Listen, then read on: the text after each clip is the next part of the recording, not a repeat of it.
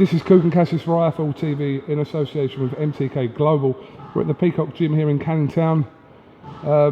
In front of me I have Mr. LENNOX Lewis. That's right. Last undisputed, baby. How are you? I'm good. Hair's a lot shorter than when I last saw you. And last time I was wearing a hat. That's probably what that was. So yes, it was a hat. My hair was always short. How was the flight over? Flight was good. Slept half the way, watched 2 movies. What did you watch? What did I watch? What did I watch again? Jeez. I think it was like an Avenger movie or something like that. Some old time movie. Yeah? Can't even remember right now. It's all good, it's all good. You're here this week, obviously Chris Eubank's fighting against Reynold Quinlan at the London Olympia this week. I'm not really sure I spoke to you about Chris Eubank before, LENNOX. What have you made of his career so far? I think he's, obviously he's coming off of his dad. His dad was a boxer before him, and fighting's in his family. So obviously he wants his time and his chance at the championship, at the cake, at the big cake, the championship. And now's his time. He's been boxing very well up to this point, and now he's got an important fight, a championship fight. Against no slouch, this guy can punch, so he can't really go in there and treat the guy like he's simple. He's got to be careful, and I think it's going to be a good fight. He's had a little bit of criticism regarding this fight. One of the reasons why is that some people don't see the IBO title as a recognised world title. And I know IBO is a title that you held in your career, and Chris Eubank's defence to this was to, he put a picture out on Twitter with a lot of champions holding that IBO belt, granted alongside other belts as well. But what do you make of that situation, first of all? A belt's a belt. I think the IBO belt is up there. It's a lot of people have boxed for it. I've boxed for it. So, once I've boxed for it, he can box for it. So there should never be no criticism. Allow him. Obviously, whenever Chris Eubank Jr. is mentioned, not too far behind him, his father, Chris Eubank Senior, is right there, and he's, people accuse him of taking the limelight from his son and trying to sort of, not trying to, maybe subconsciously rather, outshine him with his talk and everything. But, what's your opinion on Chris Eubank Senior? I think Chris Eubank Senior is a great promoter. He's promoting his son, which is the smartest thing to do. He used to promote himself. Now he's promoting his son, which he should do. If my son was in it, I'll be promoting my son. I'll be saying he's the second coming. This is the Lewis trilogy. I'll be talking him up. I've been letting everybody know about him. We hear comments from Senior, like he did on Friday, that he says my son would wreck Andre Ward. He couldn't live with my son Andre Ward. I don't know if you're aware that he made them comments on Friday, but what do you think about that? I think about that is he's definitely showing off his promotional skills. So he's promoting. That's what it is. I mean, does it make sense? No, it doesn't make sense. I don't know if it's even possible, but it's something to get everybody talking and get his son's name out there. I mean, he was so close to a fight with Gennady Golovkin. In some people's eyes, definitely one of the top 1 or 2 pound-for-pound fighters in the world, no question. That fight didn't materialise. Kell Brook took that fight, LENNOX, as you know. But is Eubank ready for guys like that? We're talking Golovkins. On Golovkins, they're definitely there. They're in his weight. Any guy that's in his weight class, will be ready for it. But it takes time. Just have to be patient. This is not a rush game. Got to take your time, be patient, go back to the drawing board. Got to do a lot of work in the gym, and focus. It's a mental game and a physical game, and it's a patient game. You got to do it at the right time.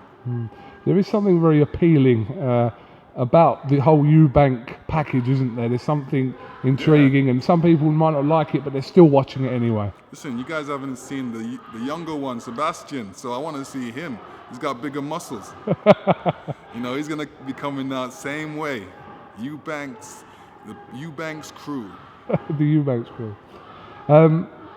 obviously the first sort of quarter of 2017, we've already got some huge heavyweight fights lined up in this country, Lennox. Obviously the first one up is David Haye and Tony Bellew. Tony Bellew coming up from cruiserweight to challenge David Haye. There's a bit of bad blood there between them, which is quite evident. I want to see that fight. That's going to be a good fight. Yeah? Yeah, it's going to be a good fight. Is that the right fight for David Haye, in your opinion? I think it's the right fight for him. I think, if he boxes bigger guys, you don't get the best out of him. But this guy, Tony, I think it'll be a good fight. We're looking forward to that one on March the 4th. And obviously the big one at Wembley, 90,000. I heard they sold another 10,000 seats today. Wow. It's going to be some night at Wembley Stadium on April the 29th. Let me tell you, I still remember Razor Ruddock. And it was incredible night. I felt like the king of the hill. And my friends were saying they were coming in through the door while I was going in the ring, and then they found themselves in the ring because the fight was so electrifying. But when you got so much people, so much crowd there, it makes for a hell of a noise, and it gives you a lot of power. So he's got the whole of England with him in this fight coming in, so he better do well. Will Anthony Joshua, if he beats Klitschko, we're hoping he does in April, will he get the full credit that a win like that does? In the eyes of people, some people will say that Fury's already beaten him in his own backyard. Will he get the full credit for a win over Klitschko in your eyes if he beats him? I believe so. I believe he should get the credit. Klitschko's coming after him for his belt. His desire is to get his belt back. So, we want to see, Anthony Joshua wants to show him that, listen, I deserve this belt's mine, and I'm keeping it. So that's what he's going to say. This heavyweight division now is probably more talked about than it has been for quite some years. We've got different world champions now in Joshua, Joseph Parker now from New Zealand, Deontay Wilder. It's a younger generation. They're taking over, and this is their era right now. So it's up to them to claim it. Who do you count as number one in your eyes? I would say Tyson Fury right now. Although, he's going through a little bit of problems, I would still rate him number one. I asked you this question almost just about 3 or 4 months after he beat Klitschko, and you said that then. I'm glad you said that now because, he has had well-publicised problems outside of the ring, but in many people's eyes, he's still number one heavyweight. Yeah, he proved it. He showed it, and maybe Klitschko wasn't his full self, but if you come to fight, you have to be prepared to go at the best and do the best that you can and box the best at your ability. So that's what you're there for. Now, if there's a little problem that the crowd doesn't know about, we're not judging you off of that. We're judging you from what we can see. And Vladimir's last fight was, it seemed like he fell asleep. It seemed like he had a little problems, some mental problems, but, maybe this fight will ignite a flame back in him. Maybe he needed a loss to really motivate him again, because that's what happened to me.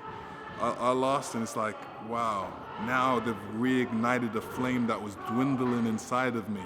And now, I can train hard. Now there's something really to work towards. It's to work towards getting my title back. So maybe Klitschko will feel the same way. Just going back to Tyson Fury, it is a bit of a sad situation what has happened since that night in Dusseldorf where he beat Klitschko. No one really gave him a prayer, Lennox. He went out there, he did it, but since then it's been a slow decline in Tyson Fury's. He's obviously had problems in his personal life, and it has been a shame to see. Do you agree with that?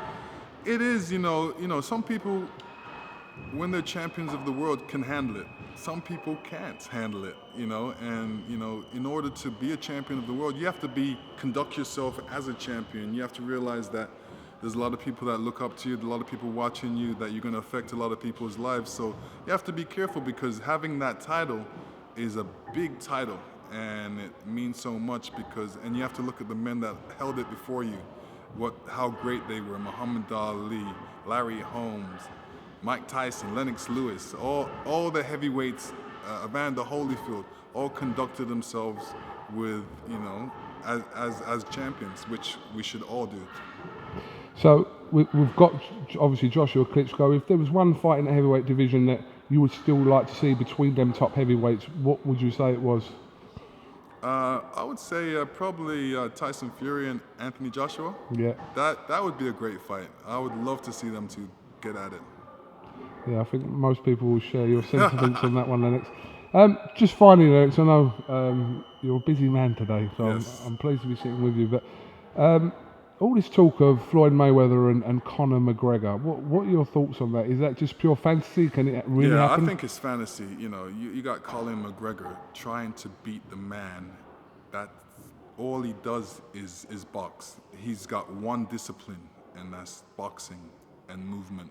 Nobody in his whole career has ever figured out Floyd. So I don't know how he expects to figure him out and box him at his own style. So it's a fallacy thing, fantasy thing, and I think it's preposterous. But you know, if would they you want, still watch it? if you know, a lot of people will still watch it. A lot of people still watch it just for the shock value. And you know, if they can get it done, I mean, I'll turn it on. But I don't think a man can beat Floyd at his own style. We'll have to see whether that materialises. But you're here this week, Eubank Fight Week against Randall Quinlan. Obviously, it's on ITV pay-per-view this week.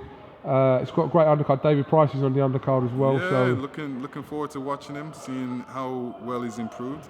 Yeah, you've got a little bit of history there with David Price as well. Yes. So yeah, it should be a good show. People should tune in. Good match. I'll be there commentating. Don't miss it. Make sure you tune in. Definitely. Mr. Lennox Lewis, thank you very much for talking to Eiffel Thanks TV for having again. me. Always gives us time. Yeah, so baby. we'll definitely catch up with you soon. All right. Bless. God bless you.